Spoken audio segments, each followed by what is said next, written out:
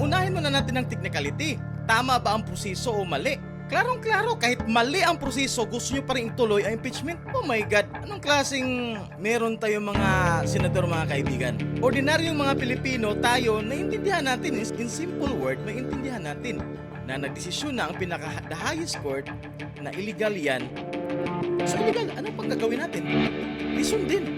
Tapos ngayon, against kayo sa desisyon ng Korte Suprema, oh my gulay. Punto ni Senador Villanueva, kaya sinabi nito na maaari pa ring tumuloy ang impeachment trial kahit may decision na ang Supreme Court.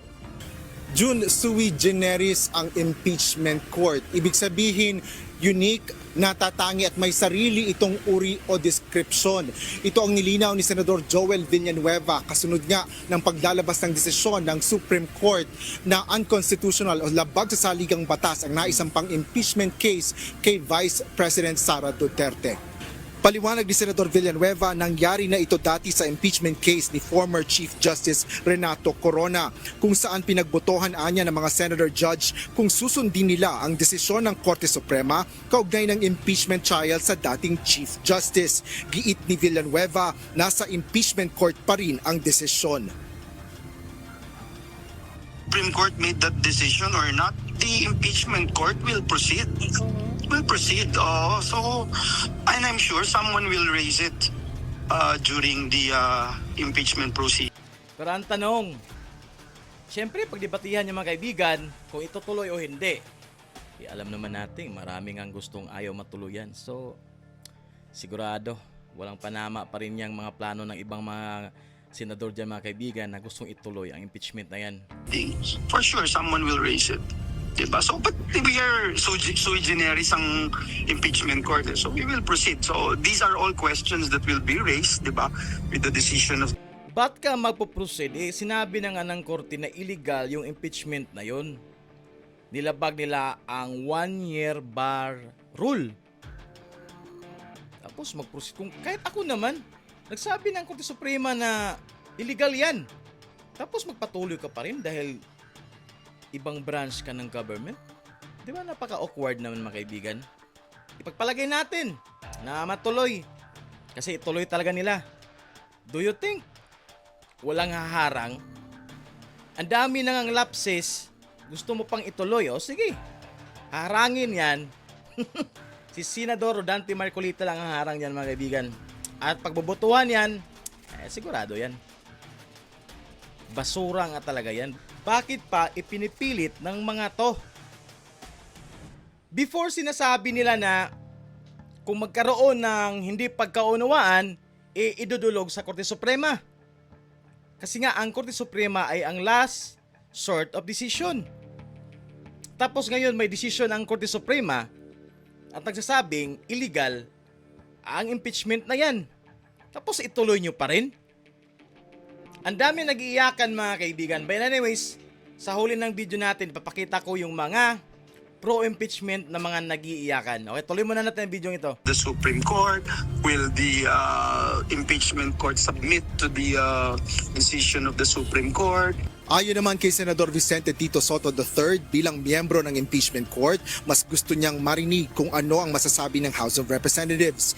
Gayunman, hindi niya rin anya masabi kung may mangyayaring impeachment trial at pag-aaralan din niya ang payo sa kanya ng isang legal luminary kaugnay ng issue.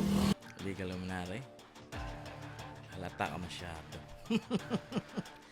Diba? Kung ikaw, senador, lalong-lalo na senador ka na hindi ka abogado, dapat mag-rely ka kung ano ng desisyon ng Korte Suprema. Sila yung pinaka-highest The Supreme nga, di ba?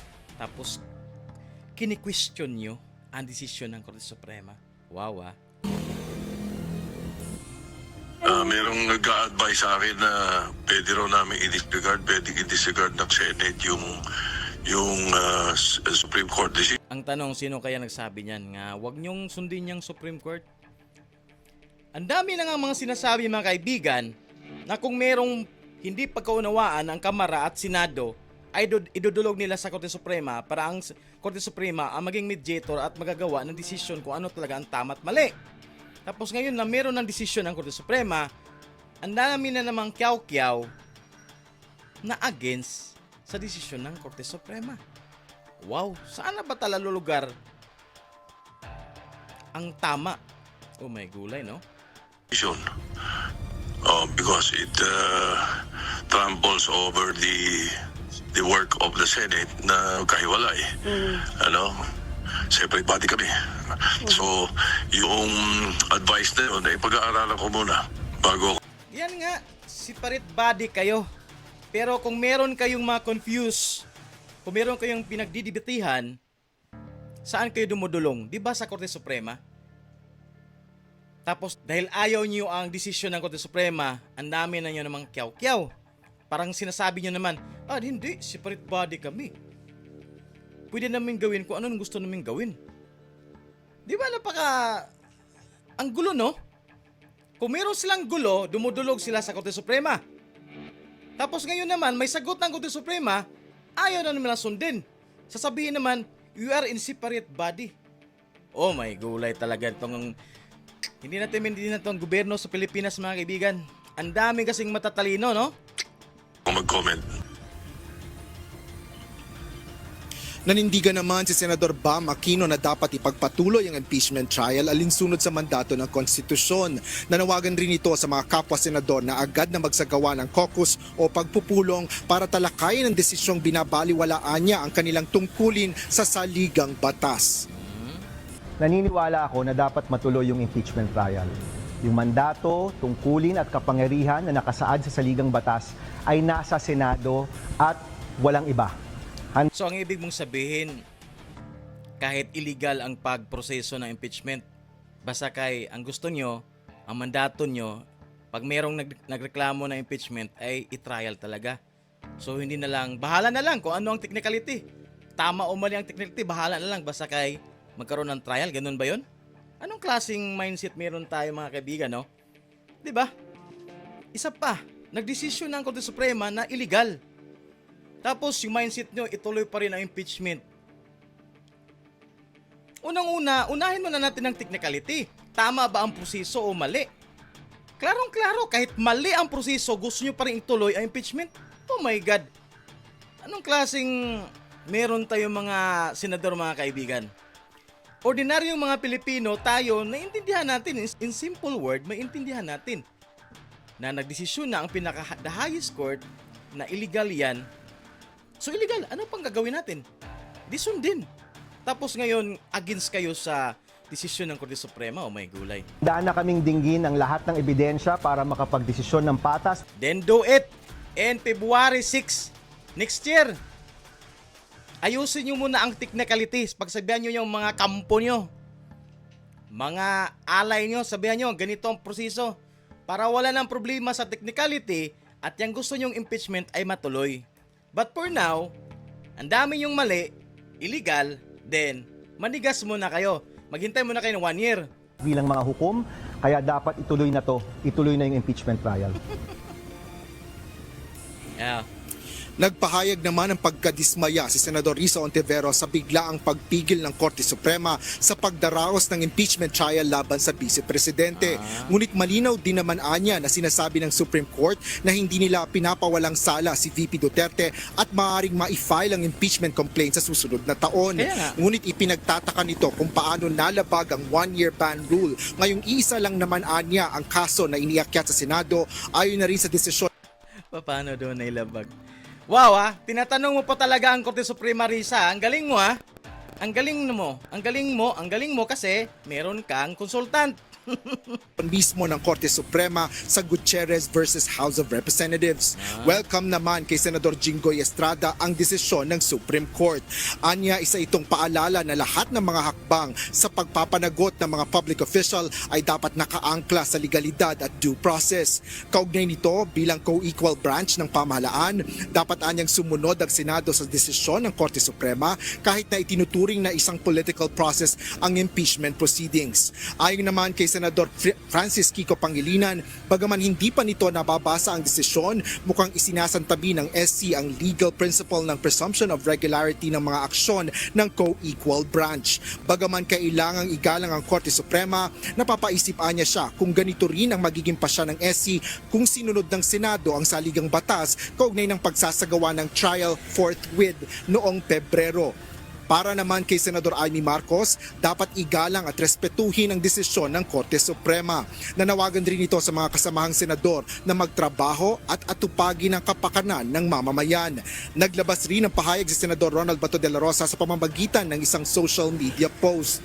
Anya, noong magmosyon ito na i-dismiss ang impeachment complaint kay VP Sara, guided o may patnubay ng Holy Spirit siya, katulad lang ng paglalabas ng pasya ng SC na unconstitutional ito. Bagaman nalulungkot si dating Senador Franklin Drilon, sinabi nito na hindi na dapat isagawa ang impeachment trial. Well, magkakaroon ng constitutional crisis kung gagawin nila yan. Sa akin, hindi na dapat gawin. At ang Korte Suprema ang siyang magpapasya sa lahat na isyong constitutional. Ayan. Klarong-klaro. Naglabas rin ng pahayag ang So, Soto, Aquino, Risa, De Lima, Nere Colmenares, Pangilinan, o pakinggan nyo si Drilon. Magkaroon daw ng constitutional crisis kung ituloy ang impeachment. Kaya sundin kung ano ang desisyon ng Korte Suprema. Klaro na klaro naman sinasabi ni Drilon, no? impeachment court kaugnay nito. Ayon kay impeachment spokesperson Attorney Reggie Tonggol, wini-welcome nila ang desisyon ng SC. Hinihintay na lang ng impeachment court ang formal na transmittal ng desisyon ng Korte Suprema at iba pang kaugnay na patnubay na maaaring makaapekto sa jurisdiksyon ng impeachment court. June, sa ngayon ay wala pa rin namang nailalabas na pahayag kaugnay ng issue siya sa Senate President Francis Cheese Escudero. Yan ang latest dito sa Caloocan City. Balik sa'yo. Ayan. So yun po mga kaibigan. So nakita natin sa video mga kaibigan, ang gusto nilang at dismaya at gusto nilang mapatuloy ang impeachment ay si Villanueva. Gusto nilang mapatuloy ang impeachment. Si Soto, may in-hire pa siya or may kaibigan pa daw siyang mag-advise kung ano talagang desisyon niya. Si Aquino, si Risa Ontiveros, ayan, si Pangilinan. So ilan na sila? 1, 2, 3, 4, 5. O 5 na yan ha. 5 na guys. 5 ang gustong matuloy impeachment. Okay. Ulitin natin. Villanueva, Soto, Risa Ontiveros, Pangilinan, Aquino. 5 sila mga kaibigan. So kung magkaroon ng motion na ipagpatuloy ang impeachment na yan, so 5 na yan sila. Out of 24, 5. Sino kaya ang posibleng mag-vote na ipagpatuloy ang impeachment? Or sino din ang boboto na hindi ipagpatuloy ang impeachment? Diba sinasabi nga ni presiding officer at Senate President Escudero na talagang ang meron pagkakahawig o kumbaga pareho yung itinatanong ng impeachment court sa House of Representatives, gayon din sa tinanong ng Supreme Court. Di ba pagka merong disputes sa mga legal na bagay, di ba ang reference lagi Supreme Court? Di ba, Asher, ganun yun? Tama. Yes, June, ito rin yung pinapaliwanag rin ni Senate President Francis Escudero yung ganitong punto nga ni Senador Joel Villanueva na mayroon pa rin o maaari pa rin magkaroon ng sariling desisyon ang impeachment court kahit na maglabas ng desisyon ang Korte Suprema kaugnay nga ng issue dito sa impeachment trial. June. Ibig sabihin, talagang dadaan pa rin yan sa botohan ng mga senador kung susundin nila yung pahayag na yun o deklarasyon yun ng Supreme Court. Yes, Jun, yan ang inaasahan na mangyayari nga sa pagbubukas ng impeachment court sa pagkukonvene nito na sinasabi nga ay maaaring mangyari yan sa August 4. Batay na rin sa pagsang-ayon ng ilan ng mga senador kaugnay nito, bagaman isasapinal pa ang schedule ng pagbubukas o pagkukonvene muli ng impeachment court sa pagbubukas ng sesyon at tinataya nila na sa July 29, isang araw pagkatapos nga ng Senate opening, kung kailan isasagawa ang ceremonial opening ng Senado, isasagawa sa July 29 naman yung anumang usapin kaugnay ng mga legislative process at maaari rin inaasahan din nila na maaaring mayroon na ring miyembro ng Senado na magbukas ng issue kaugnay sa muling pagbubukas ng impeachment court o ano pa man na usapin kaugnay nito. Siyempre bilang counsel ng mga complaint, Ayan, so ito mga kaibigan, ito yung video mga kaibigan na ipapakita natin na ito yung mga pro-impeachment na nag-iiyakan sa desisyon ng Korte Suprema. Pakinggan natin. finance at complainant na rin, nadismaya kami siyempre sa desisyon. Di pa naman namin nabasa at medyo fresh na nilabas na Korte Suprema ngayong araw. Pero siyempre, nakakadismaya kasi ang laki ng issue kay Vice President Sara Duterte, hundreds of millions of pesos in public. Huwag kang mag-alala pwede pa naman siyang pailan ng impeachment pero next year na. Mag-relax muna kayo ng 1 year. So marami daw pananagutan ang Vice Presidente. Then, ihanda nyo talaga. You have 1 year to prepare everything na wala na ang technicality. Okay? Funds na tenga.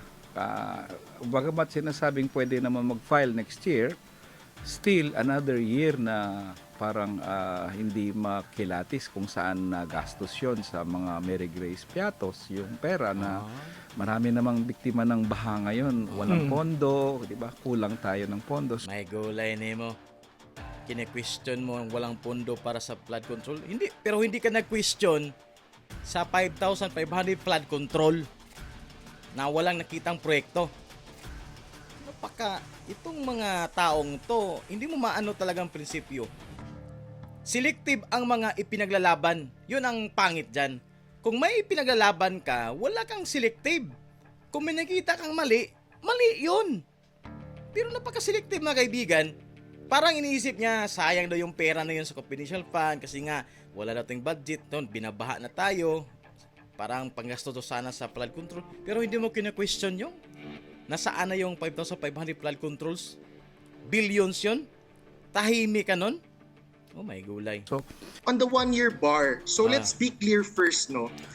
And this is something first-year law students are taught. So ito naman si Palsis mga kaibigan. Binira naman yung Korte Suprema. Magagaling daw sila First year pa lang, alam na nila yan, no? So ang 1-year bar is not about the complaint. Baka kala ng mga tao, the first impeachment complaint filed will trigger Haplan natin yung mukha niya. the 1-year ban. Hindi. It is an impeachment proceeding. The Constitution says there's a 1-year ban on impeachment proceedings. Meaning it is not about Punta ka sa Supreme Court, tanungin mo. the complaint per se. So let's go to the complaint yung issue, no? So meron tayong 4 complaints. The first 3 complaints filed by civil society groups. The first one endorsed by Akbayan. The fourth one was more or less, I can admit to this naman, no? It was machinated or orchestrated by the House itself, the leadership, and maybe those who are politically opposed to Sara Duterte. That's the fourth impeachment complaint. Let's call that the Speaker Martin Romualdez complaint. No? So the first 3 complaints are by civil society groups.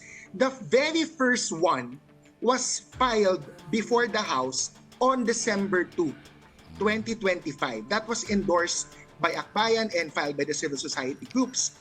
Bakit natin tinitingnan yung December 2? Hindi yan yung date na nagtitrigger ng 1-year ban pa. Because the Supreme Court says and the Constitution has said na the complaint must be filed and referred. So dalawa ang kailangang mangyari before. Yun nga ang tanong dyan hindi na-referred. Hindi na-referred ang impeachment na yun. So ito ang tanong. Ano ang gagawin ng Korte Suprema doon? Hayaan na lang yun. Kasi nga ang basis mo, kung ano yung nag-impeachment na nagkaroon ng proceeding, yun lang ang mag-take effect sa 1-year bar rule. Yung tatlo hindi naman na-refer, so hindi na counted yun kasi wala nung nangyaring proceeding. Eh di ikaw nang magaling.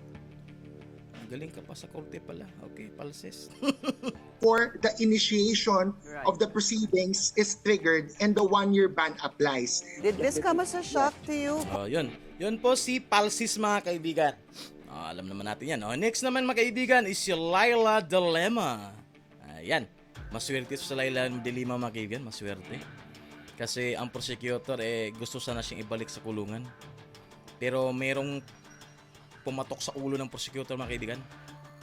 Ginano ng ulo. Kaya ang nangyari, mga kaibigan, ang prosecutor gumawa ng resolution to withdraw their petition to appeal regarding sa kaso ni Laila de Lima. Okay, masaya ngayon si Laila de Lima. Ayan, kaya ngayon, birada na naman siya. Kini-question na naman niya ang sagot o ang desisyon ng Korte Suprema. Pakinggan natin ang mga sinasabi niya. Congresswoman? Yes, it's unbelievable. Hindi ko hindi ko po akalain, especially that it's a unanimous decision, and then the core ruling being that barred na. In other words, ay nabago yung what we know to be the existing case law na that this impeachment complaints, lalo na kung initiated by private complainant, private petitioner, and endorsed by a member of the House of Representatives, are supposedly considered deemed initiated if referred to the Justice Committee, the proper committee. But it did not. That's not the situation here. Yeah, That's not the situation here. So, parang sinasabi nila na since it was not referred to the proper committee, I deemed terminated, maski the other two complaints. Diba, remember there were 3 Opo. impeachment complaints, and these fall under different modes of Yan kita nyo yan. Yan yung pangalawang impeachment. Kita nyo na. Nasa Kongreso yan sila, mga kaibigan. Kasi Brosas, lahat-lahat ng mga leftist, mga kamakabayan black nandyan. Hindi ba yan sampal sa mukha nyo? Yung impeachment nyo hindi na refer. Grabe, no? initiating impeachment. At hindi ngayon natuloy kasi it was already overtaken by the 4th impeachment complaint, which is also sanctioned by the Constitution and the rules ng House of Representatives na kapag endorsed by 1/3, at least 1/3, then yun na yun, that's it. That is the very articles of impeachment. Kaya the first three complaints. Kita nyo yan. Kita nyo yung congressman na yan. Sa last part ng video natin, magsasalita yan siya. Ang galing. By private groups ay Ayan, considered Brusas. archived. Kasi hindi na nga na-refer. Ang saya-saya nila dyan, mga kaibigan. Na-impeach VP Sara sa kamera. Yeah. But I find it really surprising na nakakagulat na ganyan, para bang iniba nila yung standing case law on that. Na ano pala, anong first pa lang pala, been initiated na simply because it was not referred to the Committee on Justice. And precisely, I see nothing wrong. Oy. I mean, wala naman yan, walang linalabas. Siyempre, you see nothing wrong. Pero ngayon, you see something wrong sa desisyon ng Korte Suprema. Sa Constitution, walang linalabag sa rules, and in fact, it is in conformity with the rules of impeachment ng House of Representatives na there's walang prohibition na hintayin na muna yung ibang complaints, because that's exactly what happened here. The Secretary General, hindi muna niya rinifer o Yun nga ang mali dyan Wala kasi sa trabaho ng Secretary General na i-hold niya kung merong impeachment complaint. Dapat immediate ipasa niya agad sa House Speaker Yan ang question dyan. Tsaka, Congresswoman Laila de Lima, kung tama yung sinasabi mong walang nilabag ang Kamara, then why hindi nila masagot ang 4 na katanungan ng Korte Suprema? So simple, di ba? Hindi mo ba kaya sagutin ang isang katanungan kung alam mong wala kang ginawang mali? Or, bakit hindi mo masagot kung do you believe wala kang ginawang mali? Ganun lang yan kasimple. Laila de Lima. Hindi muna niya rin-refer sa Office of the Speaker so that it can be included in the order of business. Kasi pwede yun pwede yun. O ito mga kaibigan, ito yung last part sa video natin. Kitina yung mukha niya. Magaling to mga kaibigan. Mali daw ang Korte Suprema. Ayan, pakinggan natin ang kanyang mga sinasabi mga kaibigan. Naniniwala tayong sa Senado ang tamang venue para litisin ang impeachment complaint laban kay VP Sara. Okay? Hindi sa Supreme Court. Kung dininig ng Hindi naman nilitis ang impeachment doon sa Korte Suprema. Ang nilitis doon, ang technicality. May gulay naman ito. Para lang kayo makapagsalita against sa desisyon ng Korte Suprema. Gawin nyo na lang lahat. May gulay. mataas sa korte ang petisyon ng VP, dapat mas dinggin nila ang sambayanan. Gumagamit na naman kayo ng sambayanan. Majority ba kayo? The Vice President's petition is legally unsound. Ang reklamo nila, na-violate raw ang one-year ban on initiating impeachment complaints. Nya. 4 ang impeachment complaints na na-file. Pero isa lang doon ang initiated. Ulit ko, isa lang doon ang initiated. At yun ang verified complaint na ipinasa ng more than 1/3 ng House members. The first 3 impeachment complaints were not referred to the Committee on Justice. Thus, they do not qualify as initiated complaints. Only the 4th complaint qualifies as such. Mas magaling to guys. Rinig nyo yun, ang galing niya no? Mga bubo pala na sa Supreme Court mga kaibigan. Ito mas magaling. No? Ganda ng explanation niya. Pakinggan natin. Therefore, lahat ng ginawa ng House ay ayon sa rules of impeachment na nakabatay sa saligang batas. Okay, pagbasihan tayong sinasabi mo. Lahat ng ginawa daw ng Kamara ay ayon sa kanilang rules. Then, why hindi nyo masagot ang 4 na katanungan ng Korte Suprema? Sige nga. Kung wala kayong ginawang mali, bakit hindi masagot nyo ang 4 na katanungan ng Korte Suprema? Ano lang sagot nyo? Pabalang pa ang sagot. Parang insulto ba na tipong, ano paki mo? Parang ganun ba? Wala kayong pakialam sa kung ano ang aksyon ginawa namin dito. Mind your own business. Parang kulang na lang sabihin nila mga kaibigan sa Korte Suprema na mind your own business. Parang ganun ba? Pabalang ba? Which is inexplain ni Senador Rodante Marcolita yan. Regarding sa 4 na hindi sinagot nila. So yung 4 na question, isa lang sinagot nila, pabalang. Parang in short, parang yung tipong, anong pakialam mo? Internal namin to action. Parang yung tipong mind your own business. Parang ganun ba? 'Di ba? Parang ganun. Tapos sabihin mo wala kayong ginawang mali. Then why hindi nyo kayang sagutin ang 4 na katanungan ng Korte Suprema? Kahit sino naman sa atin guys, ikaw, kung sino nanonood ngayon dyan, hindi mo ba kayang sagutin kung wala kang ginawang mali? 'Di ba? Siyempre, you can do it automatically. Masagot mo yan kasi alam mong wala kang ginawang mali. Pero kung meron kang ginawang mali at alam mong mali, ano ang style ng pagsagot mo? In different ways. Yan na nga, sinabi ni Rodante Marcolita, Senador Rodante Marcolita na pabalang. Ganon. Tapos sabihin mo ngayon, wala kayong ginawang mali. Nakabase sa rules ng impeachment ng House. Then why you can't answer the 4 questions of Supreme Court? Yan! Sa dulo, sa gitna ng lahat ng nangyayaring ito at mga naririnig natin kung saan nababahala talaga tayo. Nababahala. Ang tanong lang naman ng taong bayan ay, Huwag nyo kasing gamitin talaga ng taong bayan. Sabihin mo na lang, ang tanong ng makabayan, black eye. Ganon! gumagamit ng taong bayan. Ang ganda, gwapo pa. Maganda, gwapo. Naguluhan ako sa mukha nito. Will the Supreme Court uphold the Constitution and its doctrines? Or will it save Sara and other government officials who abuse power? Inabuse ba ni BP Sara ang power niya? Grabe, no? Ito mga utak na mga to talaga, mga kaibigan, hindi mo maintindihan. Basta hindi pabor sa kanilang pag-iisip, kontra talaga yan, kontra. Kahit alam ng mali, kontra pa rin. Ganyan yung mga utak nila. So, kilala na natin yung mga taong yan.